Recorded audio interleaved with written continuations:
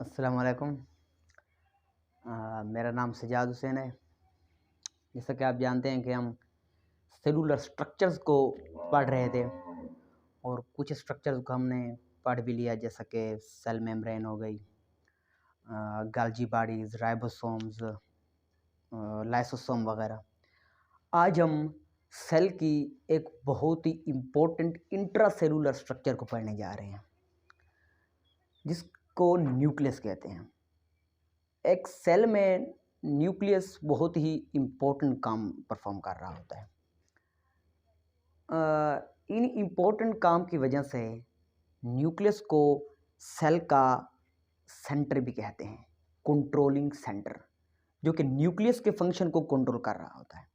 जैसा कि for example cell के अंदर जो प्रोटीन बनती है उसका रिस्पॉन्सिबल भी न्यूक्लियस है। तकरीबन 70 से 80% सेल का आरएनए वो भी न्यूक्लियस में बनता है। सेल डिवीजन की जब हम बात करते हैं कि जब एक सेल डिवाइड हो रहा होता है, मतलब एक सेल से दूसरे सेल का बनना, इसके रिस्पॉन्सिबल भी न्यूक्लियस है। आज हम न्यूक्लियस के स्ट्रक्चर और इसके फंक्शन को डिटेल से देखेंगे। आप इमेजिन करें कि this is a cell.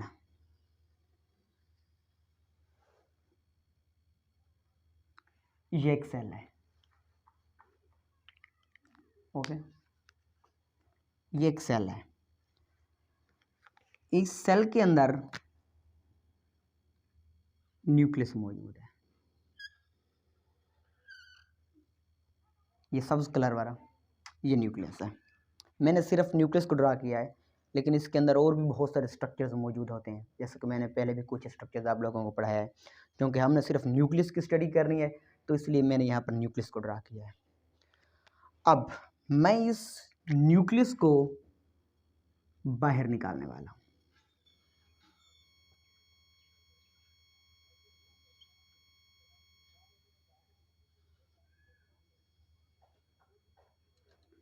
Nucleus को बाहर निकालने के लिए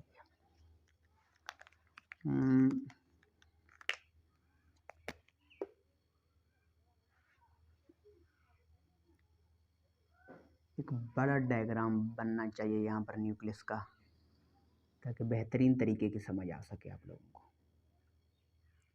this is a nucleus, this is a nuclear membrane. First of all मैं आप लोगों को ये बताता चलूं कि एक न्यूक्लियस के 4 मेन पार्ट्स होते हैं। वो कौन कौन से पार्ट्स होते हैं? Number 1, nuclear membrane.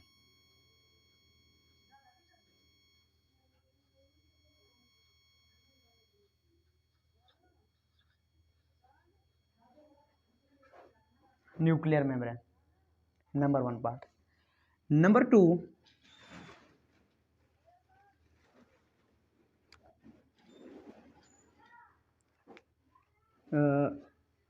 Genetic material लिख लेते हैं। न्यूक्लिक एसिड या जेनेटिक मटेरियल। मैं यहाँ पर जेनेटिक मटेरियल लिख रहा हूँ।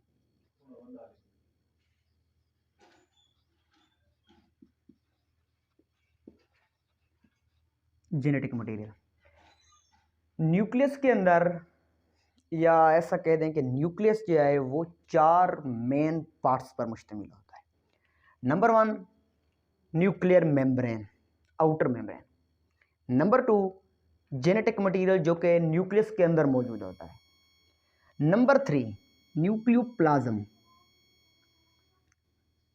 Number 3 is nucleoplasm. न्यूक्लियोप्लाज्म। हम इस हर पार्ट्स को सेपरेटली देखेंगे, फिर न्यूक्लियर मेम्ब्रेन को देखेंगे, जेनेटिक मटेरियल को भी देखेंगे अलग से, न्यूक्लियोप्लाज्म को भी देखेंगे, और फोर्थ वन न्यूक्लियोलस। न्यूक्लियोलस। ये 4 डिफरेंट पार्ट्स न्यूक्लियस का हिस्सा है। तो ये मैंने न्यूक्लियर मेम्ब्रेन ड्रा कर रखी है यहाँ पर। न्यूक्लियर मेम्ब्रेन, अगर अनडिफरेंशिएटेड सेल्स की बात की जाए तो अनडिफरेंशिएटेड सेल में तकरीबन न्यूक्लियर मेम्ब्रेन में 3000 तक पोर हो सकते हैं। मतलब अनडिफरेंशिएटेड सेल्स में जो न्यूक्लियर पोर्स की तादाद होती है वो तकरीबन 3000 तक पहुंच सकती है, क्योंकि न्यूक्लियर मेम्ब्रेन तो पोरस होती है। पोरस मतलब सुराखदार, जिसमें सुराख हो। डिफरेंशिएटेड सेल में 3 से 4 पोर्स हो सकते हैं। ये मेन बात। These are the pores of nuclear membrane. Imagine करें आप, जस्ट इमेजिन। और दूसरी बात है कि जो न्यूक्लियर मेम्ब्रेन होती है वो डबल लेयर से मिलकर बनी होती है, और उस डबल लेयर को एनवेलप भी कहते हैं। इसे न्यूक्लियर एनवेलप कहते हैं। फॉर एग्जांपल ये एक लेयर है, मैंने यहाँ पर ड्रा किया। दूसरी layer, second one is that. जो डबल न्यूक्लियर मेम्ब्रेन है इसी को न्यूक्लियर एनवेलप भी कहते हैं। This is also known as nuclear envelope.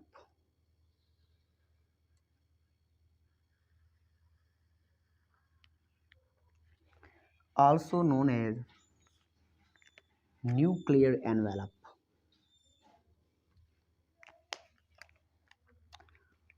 और अनडिफरेंशिएटेड सेल में तकरीबन 3000 से 4000 न्यूक्लियर पोर्स मौजूद होते हैं।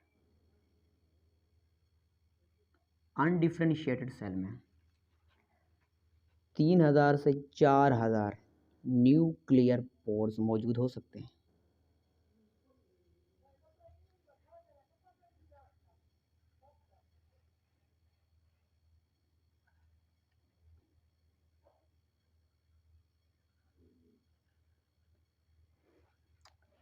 ये nuclear pore, this is nuclear membrane.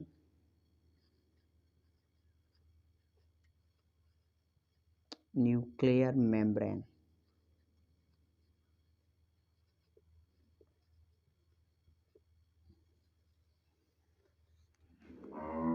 Nuclear membrane या न्यूक्लियर एनवेलप भी कह सकते हैं। और ये जो सुर्ख कलर में आपको नजर आ रहे हैं, दीज आर द पोर्स। ये वो पोर्स हैं जो कि न्यूक्लियर मेम्ब्रेन के अंदर होते हैं। Nuclear pores.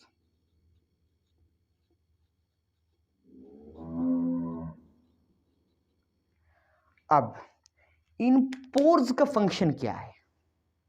बेसिकली ये न्यूक्लियर पोर्स होते हैं, ये एक्सचेंज ऑफ मटेरियल्स में हेल्पफुल होते हैं। हाँ, मतलब कुछ चीज़ें ऐसी होती हैं जो साइटोप्लाज्म से न्यूक्लियोप्लाज्म के अंदर आ गई होती हैं, और कुछ चीज़ें ऐसी होती हैं जो कि न्यूक्लियोप्लाज्म से साइटोप्लाज्म के अंदर आती हैं। न्यूक्लियोप्लाज्म से साइटोप्लाज्म के अंदर फॉर एग्जांपल जैसे कि प्रोटीन्स हो गए। अब प्रोटीन्स यहाँ पे बनते हैं न्यूक्लियोप्लाज्म के अंदर और फिर साइटोप्लाज्म के अंदर ट्रांसफ़र होते हैं। इसी तरह आरएनए, सेल का 70 से 80% आरएनए, मैंने पहले भी बताया कि वो न्यूक्लियस के अंदर बनता है। वो न्यूक्लियस के अंदर बना हुआ आरएनए न्यूक्लियोप्लाज्म से इन्हीं पोर्स के जरिए साइटोप्लाज्म के अंदर आता है। तो इनका जो बेसिक फंक्शन है इन पोर्स का, जो कि न्यूक्लियर मेम्ब्रेन के अंदर होते हैं, ये एक्सचेंज ऑफ मटेरियल में हेल्पफुल होते हैं। इसके अलावा न्यूक्लियर मेम्ब्रेन की कंपोजिशन अगर देखें तो न्यूक्लियर मेम्ब्रेन मेनली प्रोटीन्स और लिपिड से बनी होती है। न्यूक्लियर मेम्ब्रेन यहाँ पर साफ कर लेते हैं ताकि न्यूक्लियर मेम्ब्रेन की कंपोजिशन को शो किया जा सके। न्यूक्लियर मेम्ब्रेन की composition, nuclear membrane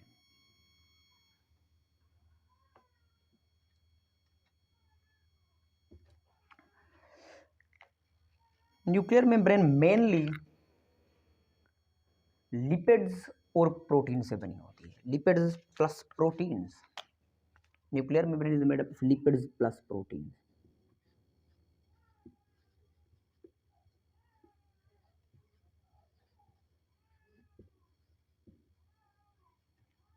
lipids plus proteins. अगर न्यूक्लियर मेम्ब्रेन के फंक्शन की बात कीजिए तो न्यूक्लियर मेम्ब्रेन, अच्छा आप ज़रा जस्ट इमेजिन करें यहाँ पर रुक के कि ये न्यूक्लियर मेम्ब्रेन है जो कि आउटर कवरिंग है, न्यूक्लियस की आउटर कवरिंग है ना, न्यूक्लियर मेम्ब्रेन ही न्यूक्लियस की आउटर कवरिंग होती है। इसके अंदर न्यूक्लियोप्लाज्म मौजूद है, इसी के अंदर जेनेटिक मटेरियल मौजूद है, न्यूक्लियोलस भी मौजूद है। तो पहला फंक्शन न्यूक्लियस का जो पहला फंक्शन होगा वो ये होगा कि न्यूक्लियर मेम्ब्रेन जो है वो सपोर्ट और प्रोटेक्शन फ्राहम करती है to the genetic material. Genetic material मतलब डीएनए, डीएनए को सपोर्ट और फंक्शन फ्राहम करती है। तो इसके फंक्शन में जो पहली बात लिखी जाएगी वो ये लिखी जाएगी कि nuclear membrane protect the DNA, protect the DNA first of all. Second one, nuclear membrane ही एक न्यूक्लियस को शेप देती है। फॉर एग्जांपल ये मैंने यहाँ पर न्यूक्लियस ड्रा किया है जो कि सर्कुलर शेप में आपको नजर आ रहा है, लेकिन न्यूक्लियस सर्कुलर भी हो सकते हैं, इरेगुलर शेप के भी हो सकते हैं। फॉर एग्जांपल कुछ न्यूक्लियस आपको ऐसे नजर आएंगे जो कि इस शेप में होंगे, ये भी न्यूक्लियस है। कुछ न्यूक्लियस आपको ऐसे नजर आएंगे। तो न्यूक्लियर मेम्ब्रेन न्यूक्लियस को शेप फ्राहम करती है, एक स्पेसिफिक शेप, चाहे वो इरेगुलर शेप ही क्यों ना हो। अगर कोई चीज़ इरेगुलर शेप की है, फॉर एग्जांपल इस शेप की है, ये इरेगुलर तो है लेकिन इसकी भी कोई शेप है, और ये जो न्यूक्लियस की शेप है ये प्लाज्मा मेम्ब्रेन की वजह से, सॉरी न्यूक्लियर मेम्ब्रेन की वजह से। न्यूक्लियर मेम्ब्रेन प्रोटेक्शन के साथ साथ शेप फ्राहम करती है, shape to the cell nucleus,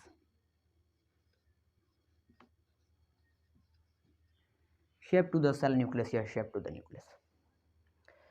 इसके अलावा जैसे कि मैंने पहले बताया कि हेल्पफुल होती है in the exchange of material, helpful in the exchange of material.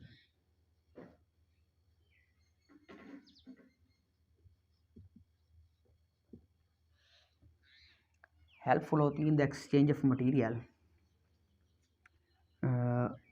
Between nucleoplasm,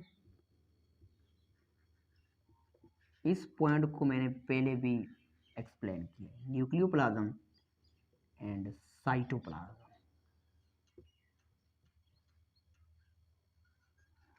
cytoplasm और न्यूक्लियोप्लाज्म के दरमियान एक्सचेंज ऑफ मटेरियल में हेल्पफुल होती है। तो ये था न्यूक्लियर मेम्ब्रेन के बारे में कुछ। न्यूक्लियर मेम्ब्रेन जो है ये आउटर मोस्ट कवरिंग है एक न्यूक्लियस की। न्यूक्लियर मेम्ब्रेन जो है वो डबल लेयर मेम्ब्रेन है जिसे न्यूक्लियर एनवेलप या न्यूक्लियर मेम्ब्रेन भी कहते हैं। अनडिफरेंशिएटेड सेल में मैंने कहा कि 3000 से 4000 तक पोर्स मौजूद हो सकते हैं। एक डिफरेंशिएटेड सेल में 3 से 4 पोर्स मौजूद होते हैं। न्यूक्लियर मेम्ब्रेन जो है वो लिपिड्स और प्रोटीन से बनी होती है। इसके फंक्शन की बात की जाए तो ये प्रोटेक्ट करती है डीएनए को, ये न्यूक्लियस को शेप फ्राहम करती है, शेप टू द न्यूक्लियस। इसके अलावा एक्सचेंज ऑफ मटेरियल में हेल्पफुल होती है। इसके अलावा चौथी बात कि ये न्यूक्लियोप्लाज्म को साइटोप्लाज्म से सेपरेट करती है। It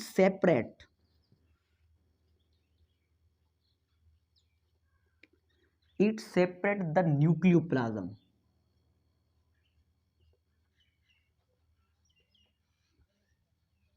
from cytoplasm.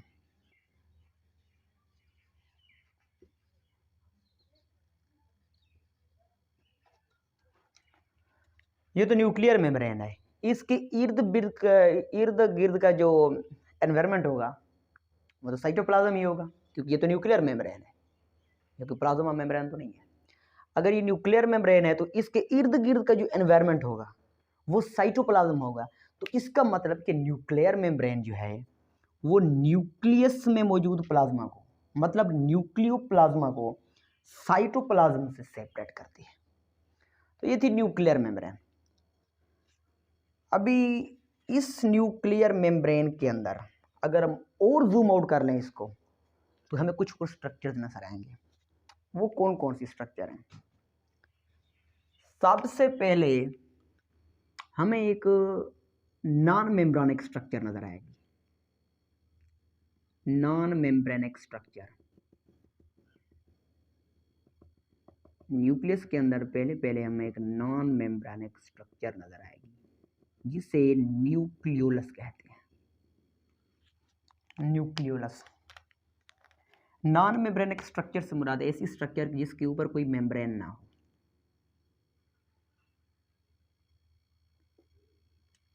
एक नॉन मेम्ब्रेनिक स्ट्रक्चर है और इस नॉन मेम्ब्रेनिक स्ट्रक्चर को न्यूक्लियोलस कहते हैं।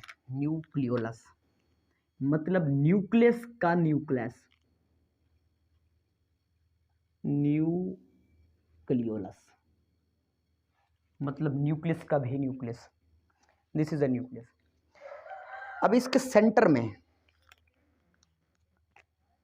हमें कुछ धागे नजर आएंगे। इसके सेंटर में हमें कुछ धागे नजर आएंगे।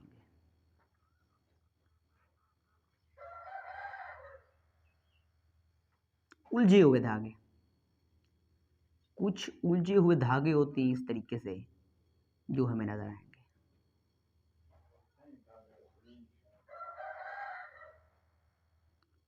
और इन्हीं उलझे हुए धागों को क्रोमोसोम कहते हैं।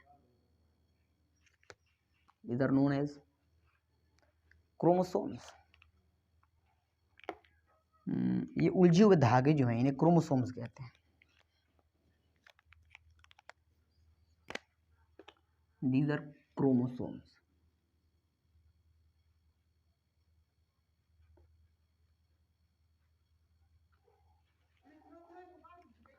न्यूक्लियर मेम्ब्रेन, न्यूक्लियोलस, न्यूक्लियस का न्यूक्लियस, उलझे हुए धागे जिन्हें क्रोमोसोम्स कहते हैं। और ये न्यूक्लियस के अंदर जो भी चीज मौजूद है, न्यूक्लियस के अंदर जो चीज भी मौजूद है, न्यूक्लियर मेम्ब्रेन के अंदर जो चीज भी मौजूद है उसे न्यूक्लियोप्लाज्म कहेंगे। अब न्यूक्लियोप्लाज्म में कौन कौन से पार्ट्स होते हैं? फॉर एग्जांपल मैं यहाँ से इनको मेट रहा हूँ, न्यूक्लियर मेम्ब्रेन के फंक्शंस को मैं यहाँ से मेट रहा हूँ। न्यूक्लियर मेम्ब्रेन के बाद जो चीज भी एक न्यूक्लियस के अंदर बचती है वो सारे के सारे न्यूक्लियोप्लाज्म है। This is all nucleoplasm. First of all ये सारा जो है ये न्यूक्लियोप्लाज्म है। न्यूक्लियोप्लाज्म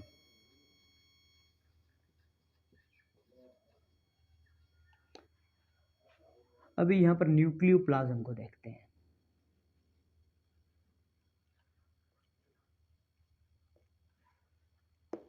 न्यूक्लियोप्लाज्म, अच्छा न्यूक्लियोप्लाज्म की कंपोजिशन क्या है? अगर इसकी कंपोजिशन को देखा जाए तो इसमें प्रोटीन्स होती है, proteins. Nucleoplasm also contain lipids, lipids. Nucleoplasm also contain lipids. इसके अंदर न्यूक्लिक एसिड होता है, न्यूक्लिक एसिड।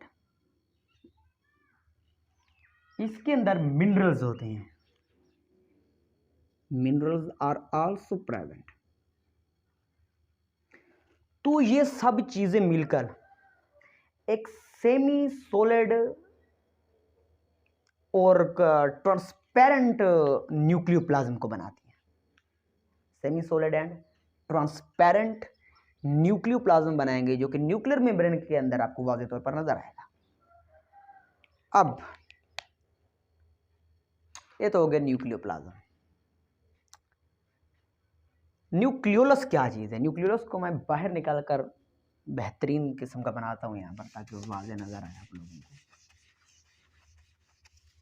ताकि वाज़ेह तौर पर आप चीज़ों को नज़र आए, बल्कि मैं इस सारे डायग्राम को मेट रहा हूँ।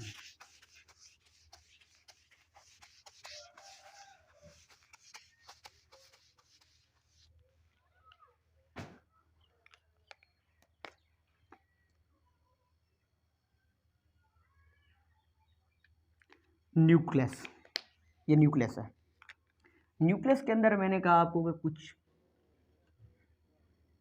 एक नॉन मेम्ब्रेनिक स्ट्रक्चर आपको नजर आएगी,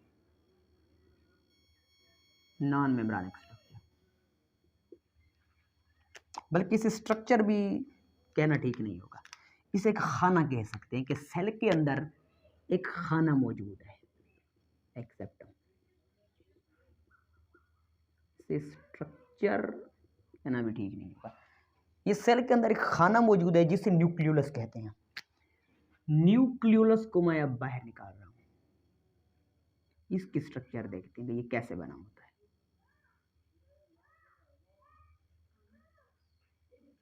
हाउ न्यूक्लियोलस इज फॉर्म्ड।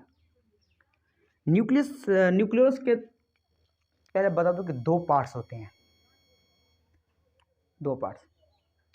एक ऊपर वाला पार्ट्स होता है जो कि मैंने यहाँ पर रेड कलर में ड्रा किया है, इसे कहते हैं peripheral granular area, PGA shortcut में इसे कहते हैं। और अंदर वाला जो मैंने यहाँ पर ब्लू कलर में ड्रा किया है, इसे कहते हैं central fibrillar area, FBA shortcut में कहते हैं। अब इसे पेरिफेरल ग्रेन्युलर एरिया और सेंटर वाले को सेंट्रल फाइब्रिलर एरिया क्यों कहते हैं, इसे भी देखेंगे। पहले मैं इसे यहाँ पर ड्रॉ करता हूँ। अब जस्ट इमेजिन करें सिर्फ कि ये जो मैं यहाँ पर बना रहा हूँ, ये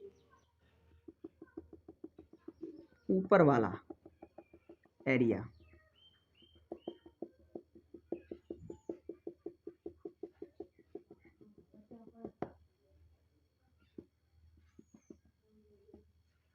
ये पेरिफेरल ग्रेन्युलर एरिया है, जो कि बना होता है राइबोसोमल सब यूनिट से, राइबोसोमल सब यूनिट से ये बना होता है, मेड अप ऑफ राइबोसोमल सब यूनिट्स। और इसके अंदर जो सेंट्रल पार्ट है वो DNA और RNA से बना होता है, DNA एंड RNA। देखें फिब्रिलर एरिया, फिब्रिलर फाइब्रस से है, धागे की तरह जो चीज़ होती है उसे फाइब्रस कहते हैं, जैसे कि फाइब्रस प्रोटीन्स, उन्हें भी इसी वजह से कहते हैं। तो ये फाइब्रिलर एरिया है। ये जो फाइब्रिलर एरिया है ये DNA और RNA से बना होता है। तो इसीलिए और ये चूंकि मौजूद भी सेंटर में है, तो इसीलिए सेंटर में मौजूद होने की वजह से इसे सेंट्रल फाइब्रिलर एरिया कहते हैं, धागों से बना हुआ एरिया, सेंटर में मौजूद होने की वजह से सेंट्रल फाइब्रिलर एरिया।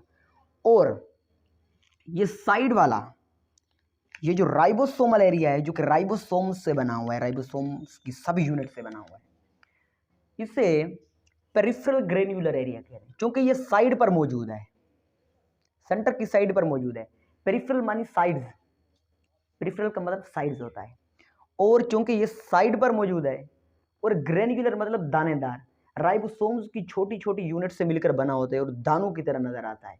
ग्रेन्युलर मतलब दानेदार, तो इसलिए इसे कहते हैं कि ये पेरिफेरल ग्रेन्युलर एरिया है, शॉर्टकट में इसे PGA भी कहते हैं। This is peripheral granular area.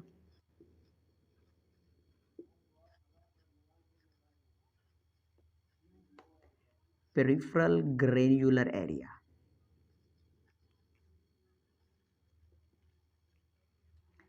Peripheral granular area.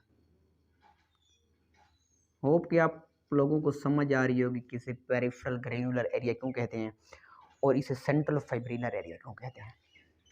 और सेंटर वाला जो रेड कलर में आपको नज़र आ रहा है ये सेंट्रल ग्रेन्युलर एरिया है, central granular area. This one is central granular area. Nucleus, ये जो होल स्ट्रक्चर बनी राइबोसोमल सब यूनिट से, आरएनए और डीएनए से, इस होल स्ट्रक्चर को न्यूक्लियस कहते हैं। और न्यूक्लियस के दो पार्ट्स आपको वाज़ेह तौर पर यहाँ पर नजर आ रहे हैं, एक ग्रीन कलर का जिसे प्रेफरल ग्रेन्युलर एरिया कहते हैं, और क्यों कहते हैं ये भी मैंने बता दिया। एक सेंटर वाला एरिया जो कि रेड कलर में आप लोगों को नजर आ रहा है, सेंट्रल फाइब्रिलर एरिया इसे कहते हैं, क्यों कहते हैं ये भी मैंने बता दिया। अब इस न्यूक्लियोलस का फंक्शन क्या है, सेल के अंदर मौजूद इस खाने का फंक्शन क्या है।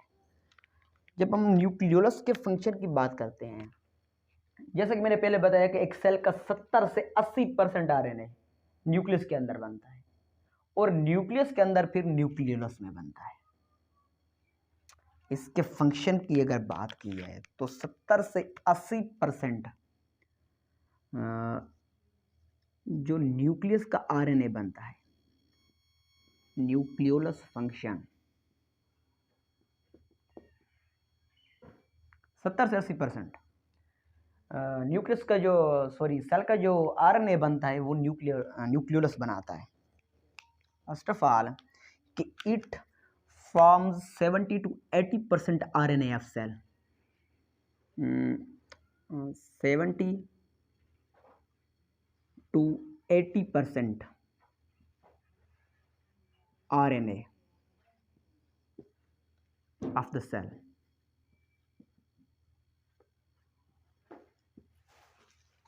न्यूक्लियस ऑफ जो न्यूक्लियोलस सेल का 70 से 80% आरएनए बनाता है। इसके अलावा सेल में मौजूद आरएनए प्रोटीन से बिंड्स होकर, एक और बात न्यूक्लियस के मतलब कि न्यूक्लियस में प्रोटीन्स भी होती हैं। प्रोटीन्स यहां पर मैं ड्रा कर रहा हूं ब्लू कलर में, these are the proteins.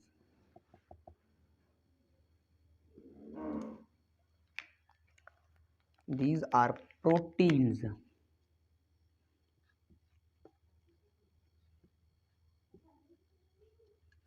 These are the proteins. अब आरएनए जो न्यूक्लियोलस में बनता है, वो आरएनए प्रोटीन्स के साथ मिलकर राइबोसोम्स सब यूनिट्स बनाते हैं। इसी वजह से न्यूक्लियोलस का राइबोसोम बनाने का जो फंक्शन है, इसी फंक्शन की वजह से न्यूक्लियोलस को राइबोसोमल फैक्ट्री भी कहा जाता है। मतलब ऐसी फैक्ट्री जो राइबोसोम बनाती हो। राइबोसोम बनाने की वजह से न्यूक्लियोलस को राइबोसोमल फैक्ट्री भी कहा जाता है। ऐसे क्वेश्चन एमसीक्यूज में अक्सर आते रहते हैं, एमडीकेट में भी आते रहते हैं कि वो कौन सी स्ट्रक्चर है सेल के अंदर जिसे राइबोसोमल फैक्ट्री कहा जाता है। तो राइबोसोमल फैक्ट्री न्यूक्लियोलस को ही कहा जाता है। This is also known as ribosomal factory due to formation of ribosomes.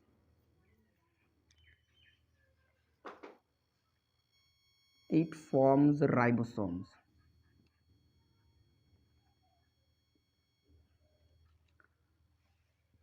तो ये था न्यूक्लियोलस के मुतल्लक कि न्यूक्लियोलस क्या है और उसका फंक्शन क्या है। अब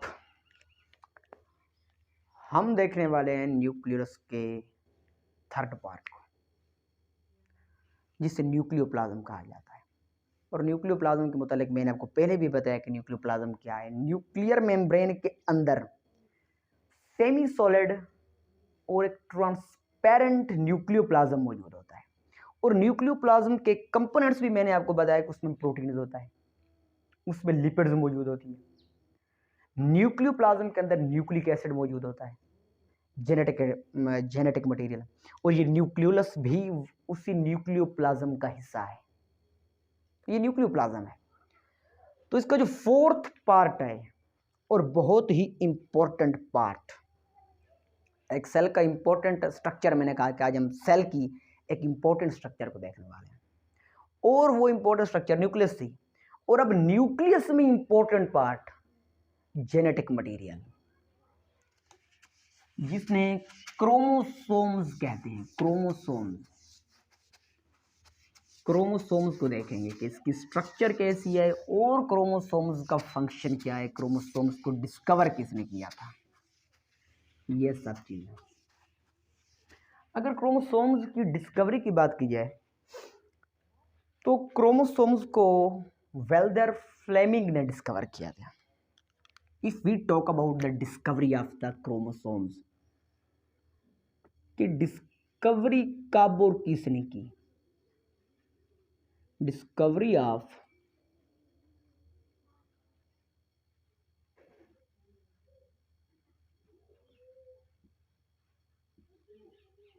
क्रोमोसोम्स को सबसे पहले वेल्डर फ्लेमिंग, इसे शॉर्टकट में डब्ल्यू फ्लेमिंग कहते हैं। वेल्डर फ्लेमिंग ने डिस्कवर किया था। Walther Flemming discover chromosomes.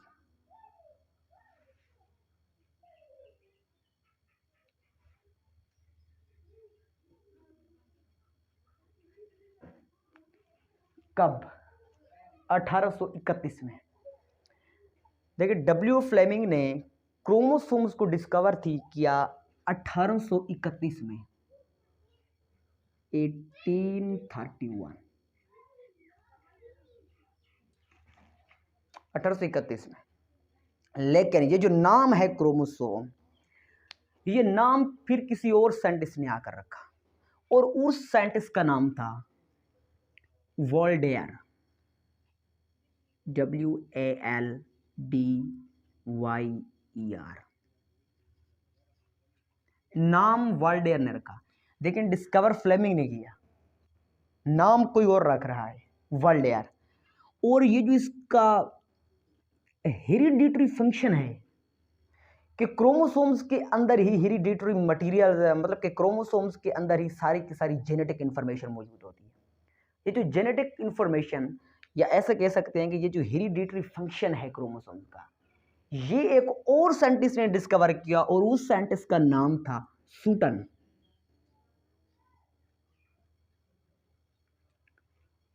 तो 3 साइंटिस्ट ने क्रोमोसोम पर काम किया। Number 1 W Flemming, number 2 Waldeyer, and number 3 Sutton. Sutton ने इसका हेरिडिटरी फंक्शन मालूम किया कि ये क्रोमोसोम्स ही हैं कि जो हेरिडिटरी फंक्शंस परफॉर्म कर रहे होते हैं। स्ट्रक्चर को देखते हैं, अब क्रोमोसोम्स की स्ट्रक्चर को देखते हैं कि इसकी स्ट्रक्चर कैसी होती है।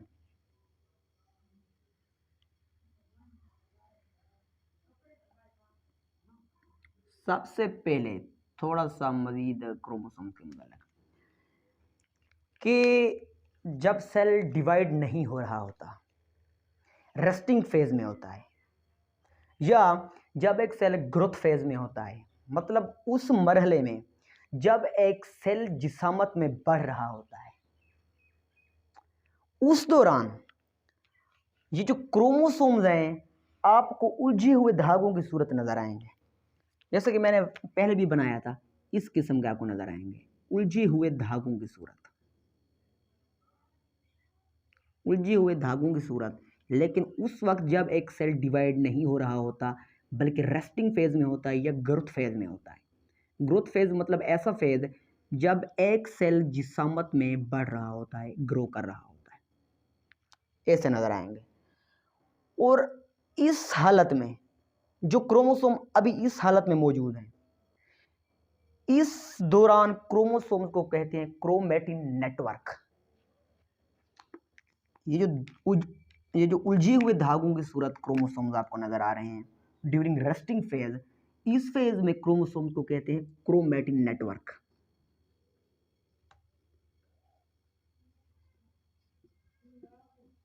क्रोमैटिन नेटवर्क,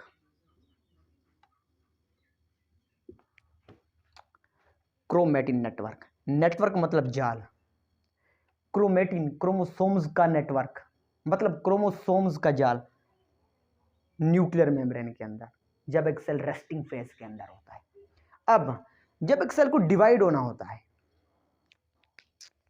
जब एक सेल डिवाइड हो रहा होता है माइटोसिस या मियोसिस के थ्रू, तो उस दौरान ये जो क्रोमैटिन नेटवर्क है, ये क्रोमैटिन नेटवर्क कंडेंस होगा और फिर क्वाइल होगा और क्रोमोसोम्स की शक्ल इख्तियार करेगा, जो कि ओरिजिनल क्रोमोसोम्स की शक्ल है।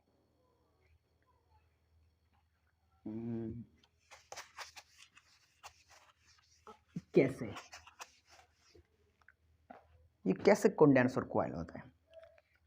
ये क्रोमैटिन नेटवर्क जब एक सेल रेस्टिंग फेज पर होगा, यहां पर मैं लिख रहा हूं कि resting phase, RP, R stands for resting and P stands for phase. Resting phase के दौरान क्रोमैटिन नेटवर्क यानी क्रोमोसोम्स आपको यूं नजर आएंगे। अब जब क्रोमोसोम जब एक सेल डिवाइड हो रहा होता है, तब आपको क्रोमोसोम्स कैसे नजर आएंगे? मानो कि ये सेल है, दिस इज सेल। अब ये सेल रेस्टिंग फेज से डिवीजन फेज में आ गया, मतलब अब इस सेल ने डिवाइड होना है। तो अब जब ये सेल डिवाइड होगा तो उस वक्त क्रोमोसोम्स कैसे नजर आएंगे न्यूक्लियर मेम्ब्रेन के अंदर हमें? मैं यहाँ पर लिख रहा हूँ कि division phase, this is division phase.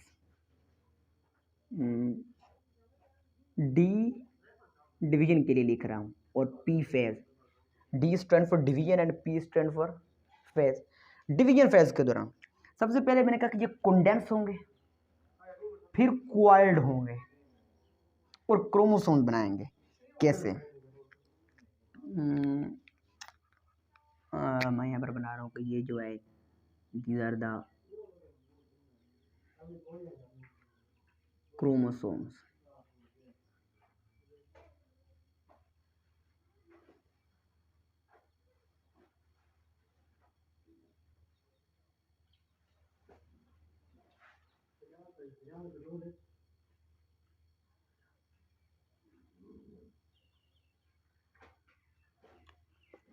Chromosomes जोड़े नजर आएंगे आपको क्रोमोसोम्स के।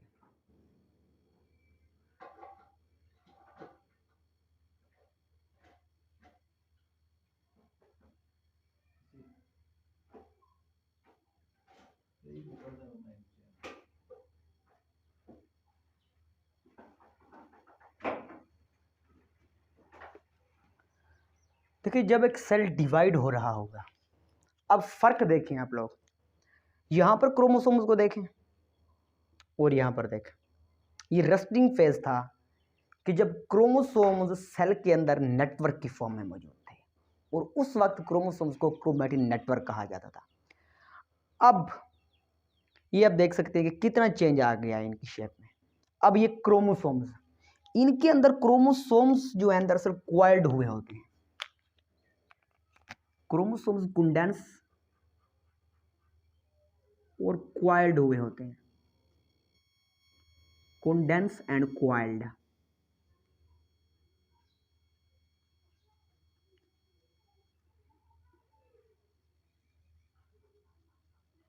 It will condense, coiled and form chromosomes.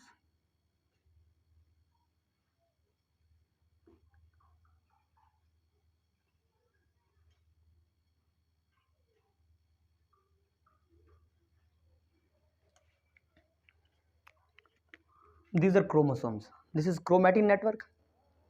These are chromosomes.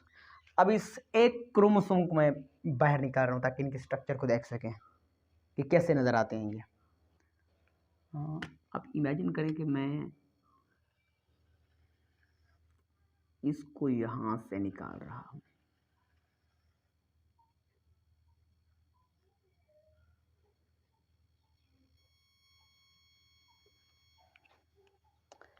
एक क्रोमोसोम कैसे नज़र आता है? पर एक क्रोमोसोम की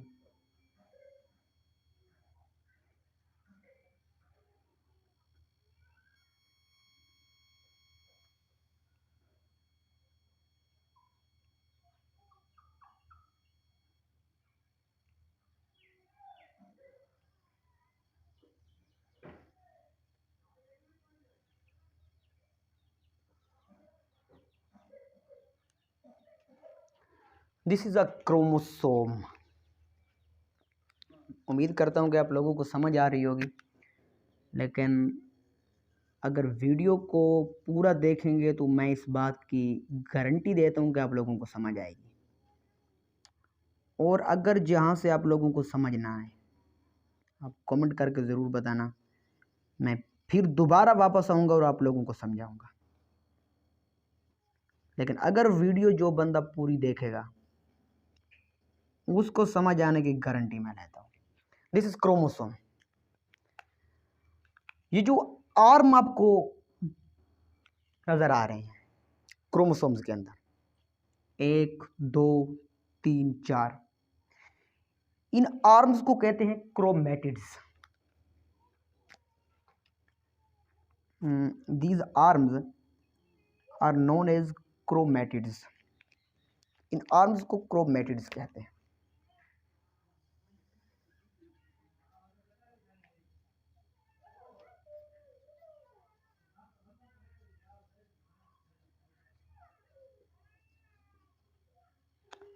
क्रोमैटिड्स।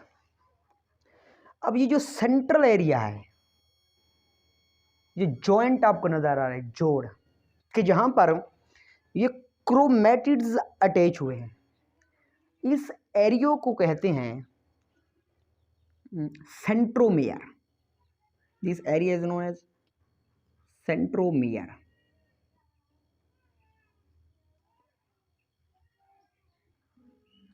सेंट्रोमियर। और इस सेंट्रोमियर पर एक खास किस्म की स्पेसिफिक टाइप की प्रोटीन्स होती है, और उस प्रोटीन्स को कहते हैं काइनेटोकोर। यहाँ पर रेड कलर में ड्रा करूंगा। On the centromere a specific type of protein is attached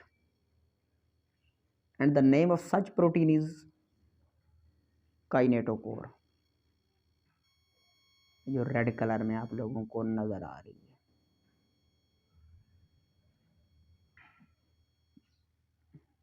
this is called kinetochore. ये जो आर्म लाइक स्ट्रक्चर हैं इन्हें क्रोमेटिड्स कहते हैं।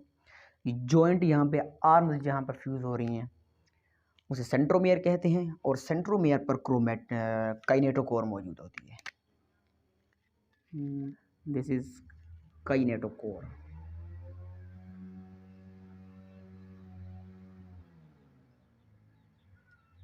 काइनेटोकोर। अब कुछ क्रोमोसोम्स ऐसे होते हैं कि जिनकी 2 क्रोमेटिड्स लॉन्ग होती हैं और 2 क्रोमेटिड्स शॉर्ट होती हैं। तो जो लॉन्ग क्रोमेटिड्स होती हैं उन्हें कहते हैं लॉन्ग क्रोमेटिड्स। नाम से ही ज़ाहिर है, जैसे कि मैंने यहाँ पर बनाया कि नीचे वाले जो क्रोमेटिड्स हैं मैंने इनको लॉन्ग बनाया है, तो इन्हें लॉन्ग क्रोमेटिड्स कहेंगे। LG, L stands for long and G stands for sorry C लिखना होगा, chromatids. C stands for chromatid. और जो शॉर्ट क्रोमेटिड्स होती हैं यहाँ पर देख सकते हैं, इन्हें शॉर्ट क्रोमेटिड्स कहते हैं। नाम से ही जाहिर है कि क्रोमेटिड्स हैं लेकिन शॉर्ट हैं। ये लॉन्ग क्रोमेटिड्स, ये शॉर्ट क्रोमेटिड्स। इन्हीं अब अगर मैं इस एक क्रोमोसोम को बाहर निकाल लूं, ये एक धागा है, इसी क्रोमोसोम्स के अंदर जो है जीन्स होते हैं, और जीन्स के अंदर एक ऑर्गेनिज्म की कैरेक्टर्स कोड हुई होती है। अगला टॉपिक जो मेरा होगा वो डीएनए पर ही होगा, और वहाँ पर मैं आप लोगों को डिटेल से बताऊंगा डीएनए की स्ट्रक्चर। इस धागे को मैं बाहर निकालूंगा। ये जो आपको नज़र आ रहा है कोइल्ड फॉर्म में आपको नज़र आ रहा है क्रोमोसोम में, इसी धागे को बाहर निकालूंगा और डीएनए पर बहस करेंगे। लेकिन फिलहाल आप इतना जहन में रखें कि ये जो क्रोमोसोम्स होते हैं ये डीएनए, आरएनए और प्रोटीन से बने होते हैं। अगर इनकी कंपोजिशन की बात की जाए, जो it is made up of DNA, RNA and proteins. और कौन सी प्रोटीन? Histone protein. कंपोजिशन की अगर बात की जाए तो it is made up of DNA, RNA plus proteins. और कौन सी प्रोटीन? Histone protein. ये कंपोजिशन है क्रोमोसोम्स की, DNA, RNA plus protein, histone protein. Nuclear membrane के अंदर क्रोमोसोम्स आपको जब एक सेल रेस्टिंग फेज में होगा तो ऐसे नजर आएंगे, जिसे क्रोमैटिन नेटवर्क कहा जाएगा। फिर जब एक सेल डिवीजन के लिए तैयार होगा तो फिर ये धागे कंडेंस होंगे, क्वाइल होंगे और फिर क्रोमोसोम्स की स्ट्रक्चर धार लेंगे। एक क्रोमोसोम की स्ट्रक्चर देखी जाए तो उसमें क्रोमैटिड्स होते हैं, जो आर्म्स होती हैं उन्हें क्रोमैटिड्स कहते हैं। एक सेंट्रल जॉइनिंग एरिया होता है जिन्हें सेंट्रोमेयर कहते हैं, जो कि स्पेसिफिक प्रोटीन कंटेनिंग है, और उस प्रोटीन को काइनेटोकोर कहते हैं। यहाँ पर कुछ दो लॉन्ग क्रोमैटिड्स होते हैं और शॉर्ट क्रोमैटिड्स भी हो सकते हैं। तो ये था क्रोमोसोम्स के मुतालिक। इंशाल्लाह मेरा अगला लेक्चर डीएनए के मुतालिक होगा, और डीएनए को हम बहुत डिटेल से देखेंगे कि डीएनए की स्ट्रक्चर कैसी है, फंक्शन, मतलब वो काफ़ी एक लेंथी टॉपिक हो जाएगा। इसलिए मैंने सोचा है कि उसको क्यों ना अगले लेक्चर में रिकॉर्ड किया जाए। लेकिन फ़िलहाल अभी हम न्यूक्लियस के फंक्शन को देखते हैं। तो न्यूक्लियस के एक एक पार्ट्स को हमने देखा कि न्यूक्लियर मेम्ब्रेन को भी देखा, न्यूक्लियोलस को देखा, क्रोमोसोम को देखा, न्यूक्लियोप्लाज्म।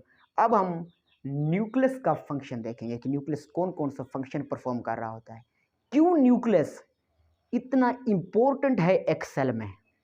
ये एक सवाल है। मैंने पहले कहा कि ये एक इम्पोर्टेंट तरीन इंट्रासेलुलर स्ट्रक्चर है, लेकिन ये इतनी इम्पोर्टेंट क्यों है? वो क्या चीज़ है जो न्यूक्लियस को इतना इम्पोर्टेंट बनाती है? तो ये देखते हैं। ये डायग्राम मैंने मेड दी, और आप लोगों ने अगर जो बंदा वीडियो देख रहा है वहाँ पर वीडियो को पॉज करके स्क्रीनशॉट ले लेने हैं, और फिर वहीं से आपने डायग्राम को समझना है।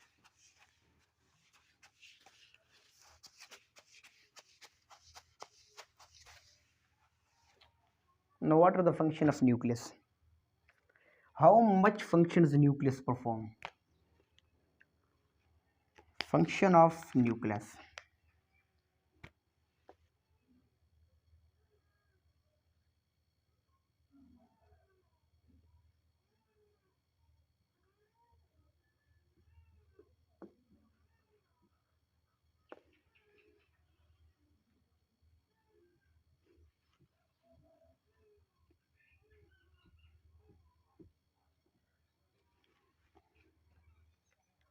देखिए, कुछ आप लोग खुद जहन में इमेजिनेशन बना लिया करें, क्योंकि ये जो स्ट्रक्चर मैंने आपको समझाई न्यूक्लियस की और उसके पार्ट्स को एक्सप्लेन किया, तो कुछ तो आप लोगों के जहन में भी आइडिया आ गया होगा कि ये न्यूक्लियस कौन कौन से फंक्शन परफॉर्म कर सकता है। फॉर एग्जांपल, मैंने न्यूक्लियोलस की स्ट्रक्चर ड्रा की जो कि न्यूक्लियस के अंदर मौजूद है। मैंने कहा ये 70 to 80% आरएनए बनाता है। राइबोसोम्स, इन राइबोसोमल फैक्ट्री कहा जाता है। न्यूक्लियर मेम्ब्रेन मैंने कहा इनके अंदर पोर्स होते हैं जो कि एक्सचेंज ऑफ मटेरियल में हेल्पफुल होते हैं। फिर मैंने क्रोमोसोम्स के मतलब आपको बताया। तो अभी इनके फंक्शन को हम देखते हैं। जितना कॉन्सेंट्रेट करोगे एक लेक्चर पर आप, उतना आप लोगों को बहुत अच्छी समझ आएगी उसकी। इसके फंक्शन की जब बात करते हैं तो फर्स्ट फंक्शन न्यूक्लियर मेम्ब्रेन से ही शुरू करते हैं, क्योंकि न्यूक्लियर मेम्ब्रेन न्यूक्लियस का पार्ट है। तो ये कहना गलत नहीं होगा कि it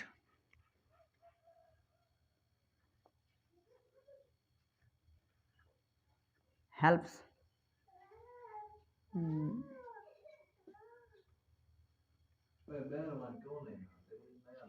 in the exchange of material.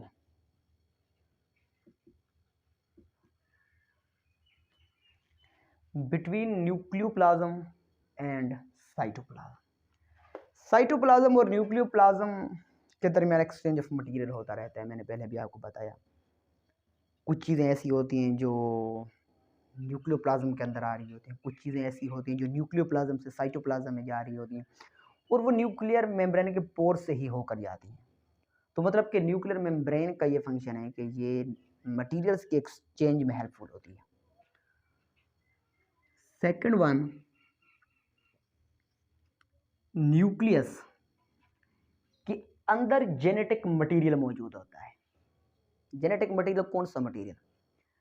मतलब ऐसा मटेरियल कि जिस मटेरियल के अंदर एक ऑर्गेनिजम्स की होल स्ट्रक्चर मैं कह सकता हूँ कि कोडेड होती है थ्रू जीन्स, जीन्स के थ्रू कोड होती है। तो ये कहना लाजमी है, ये कहना गलत नहीं होगा कि एक न्यूक्लियस ही रिस्पॉन्सिबल है कि ये जेनेटिक मटेरियल एक ऑर्गेनिज्म से दूसरे ऑर्गेनिज्म में जाए। ये कहना गलत नहीं होगा क्योंकि ये न्यूक्लियस के फंक्शन में आ जाएगा, क्योंकि जेनेटिक मटेरियल न्यूक्लियस के अंदर मौजूद होता है। तो ये कहना गलत नहीं होगा कि इसका न्यूक्लियस ही रिस्पॉन्सिबल है इस बात का कि जेनेटिक मटेरियल एक ऑर्गेनिज्म से दूसरे ऑर्गेनिज्म में जाए। It contain genetic material, nucleus contain genetic material.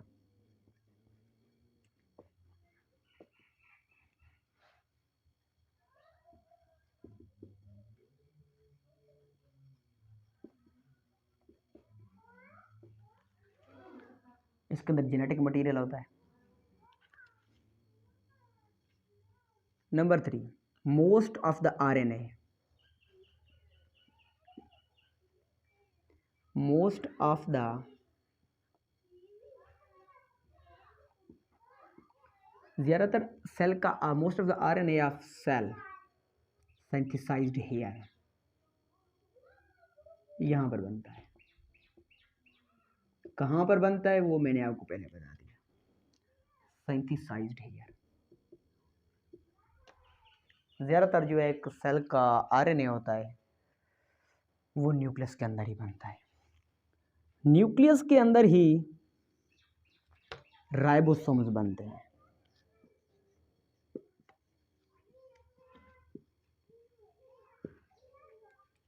Ribosomes बनते हैं, फिर वो न्यूक्लियस से बाहर जाकर अपनी ड्यूटी करने के लिए तैयार होते हैं। कौन सी ड्यूटी? प्रोटीन बनाने के लिए तैयार होते हैं। इसके अलावा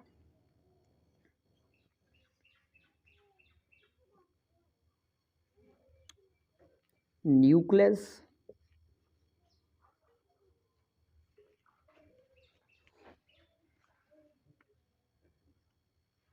आर रिस्पॉन्सिबल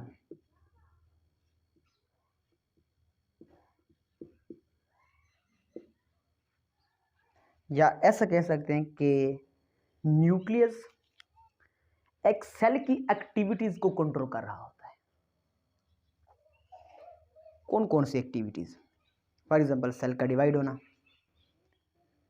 वो भी न्यूक्लियस कंट्रोल करता है, क्योंकि न्यूक्लियस के अंदर ही डीएनए मौजूद होता है ना, क्रोमोसोम्स मौजूद होते हैं। क्रोमोसोम्स से ही डिवीजन होती है और वो क्रोमोसोम्स न्यूक्लियस के अंदर मौजूद होते हैं। तो कह सकते हैं कि nucleus are responsible for cell division.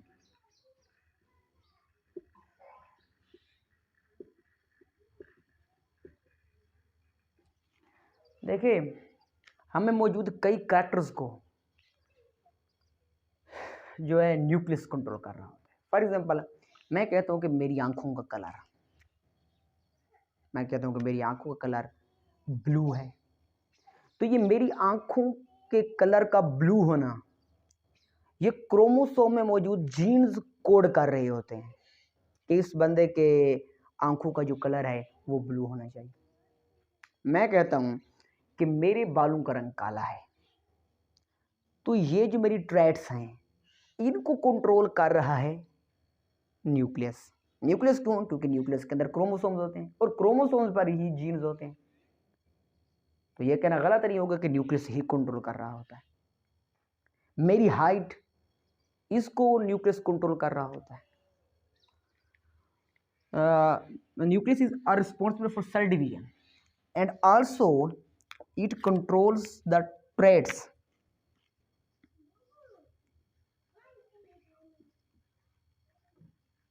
Nucleus controls the traits